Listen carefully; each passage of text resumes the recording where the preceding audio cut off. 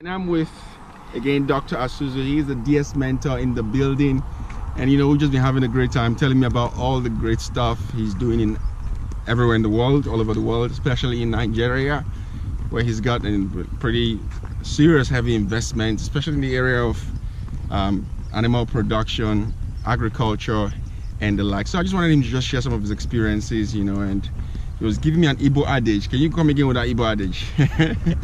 Akajaja, nebutono manu manu. Yeah,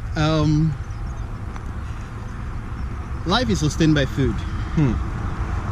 Food is what keeps us going. No matter the oil industry you work in, no matter the aviation industry you work in, you still need food, which are the basis of survival in everything you do.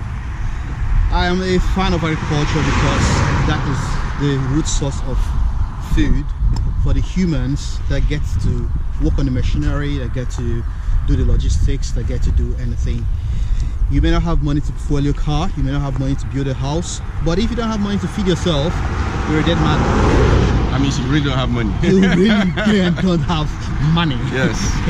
So, while we chase different dreams, while we chase different agenda, I still stand on the fact that agriculturists provide the best source of survival for human race. I'm a vet doctor, a proud one, and I've gone into a lot of production in different spheres. I'm currently working on a bee project. Yeah, yes. That's where we use bees to generate income and to develop research for the advancement of good health and production. But in it all, one thing that stands out is with production from agriculture, there is hope for those that cannot feed themselves, and there is still hope for those that have more than enough to feed themselves. How? Because every person still depends on food. The rich needs food, poor needs food. That is a factor that unites everyone. Food. My Food. God, mashallah. You must eat. Daily. Every freaking day you must have something in your stomach, except your body breaks down. Alright, so my advice to the young ones are, don't feel bad to soil your hands in a good way. Get your hands soiled, invest in yourself, invest in developing your skills. The future is dependent on a template you set today. You can't build a skyscraper with the foundations of a bungalow. You must set your foundations right if you want to build a high building. So set a good foundation for yourself, develop your skills, and the sky starts to be your beginning point. That's it. I like what he said. Now I understand the adage where I say Aka Ajaja nebute onu manu manu. Aka ajaja nebute onu manu manu. What it means is sandy hand, a hand that is soiled. I like what he said. A soiled hands usually makes an oily mouth. Wow. Yeah. It's like if you work your hands, you know, you go out in the morning, working your hands, sowing seeds, you know, planting, digging, harvesting, weeding. Woof, I remember agriculture.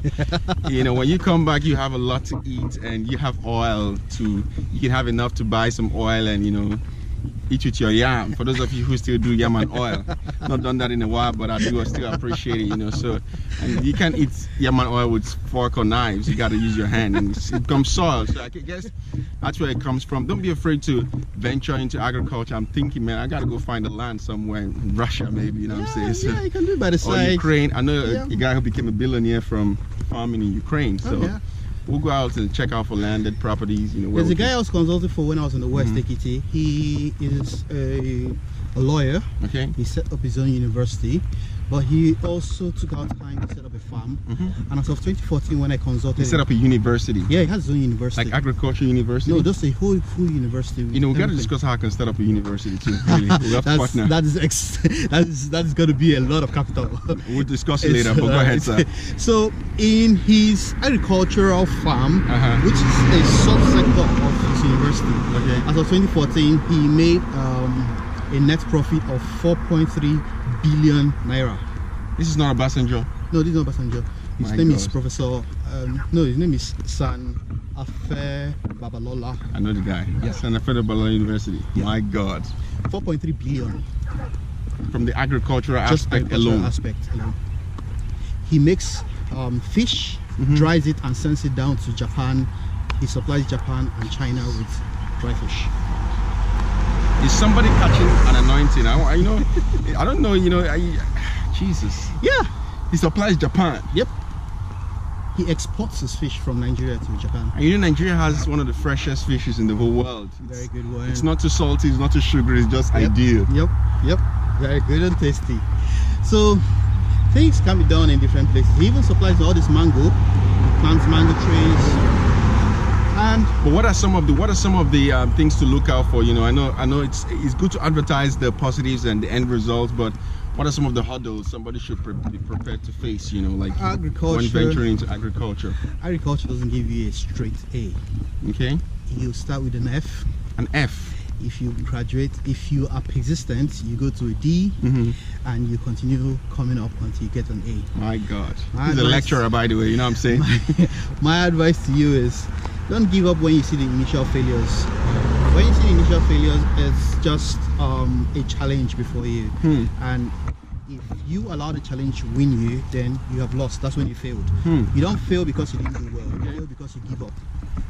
Look at that. That's motivation right there.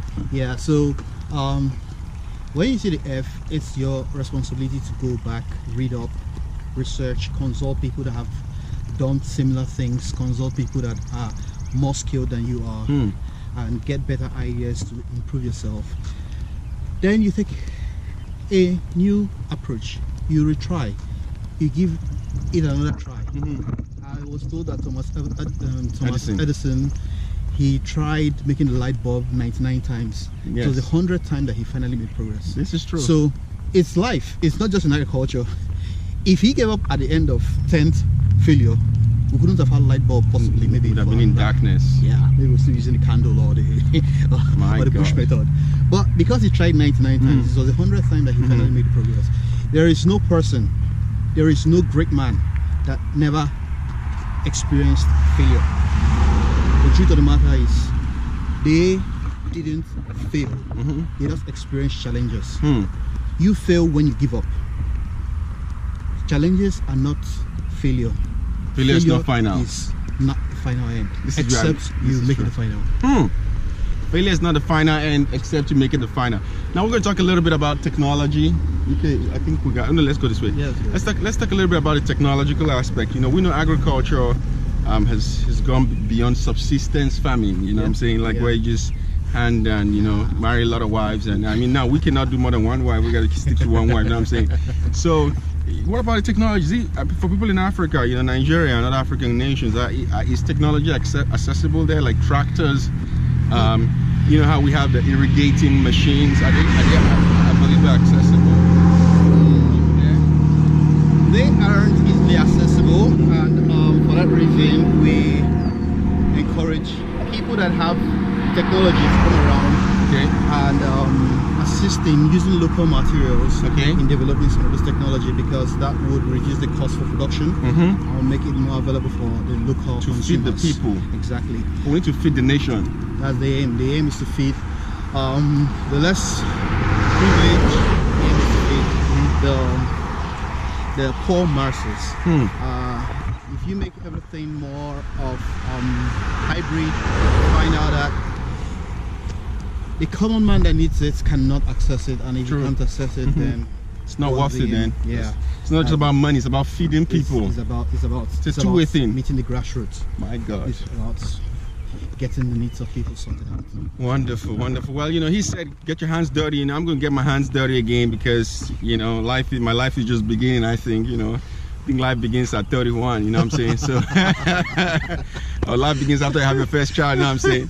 Anyways, I'm gonna get my hands dirty again, and I'm gonna go back to, like I said, I'll go to Russia and find a land and start doing something. It's a very tough climate though, because it's wintry. Yeah. I wonder what maybe apples may be good in I know Russia still imports apples though. So we'll try bee farming, we'll see what we can do, with the climate. I think there's going to be something good for every environment. This is true. It's just to... I gotta research. Yeah, deep into the ground and see what's available for the environment to find yourself. My gosh. You can develop something from it.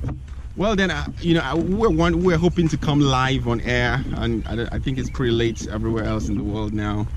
But if you have questions, just shoot for Dr. Asuzu. Like I said, he's a lecturer in the University of Nigeria in Nsukka, one of the famous foremost universities, the only university in Nigeria. There are two universities, the UNN and others. We actually started in United Nations University of Nigeria in Nsukka 12, 13, 14 years ago, before life separated us, but I still remember him, very focused guy, and I'm so glad that we're still able to reconnect in the US and share these dreams, inspire each other to greatness, and just look forward to better days ahead, see how we can partner, how we can attract funding to our nation, our home country, and just to inspire people. So I'm just glad. Thank you so much, Dr. Asuzu, for sharing your wealth of experience and just telling us. Yeah, almost. I know, right? Dr. Amadi, we gotta finish that dissertation. Yeah, we'll go back to it. All right. So, well, have fun, guys, and have fun, and don't forget, you gotta keep doing something. Just start something. Start something. Don't be afraid to fail. He has taught us failure is not final. There's no such thing as failure. There's only challenges. All right. Have a good time, Ike Amadi and Dr. Asuzu. Dr. Asuzu, peace. Yeah.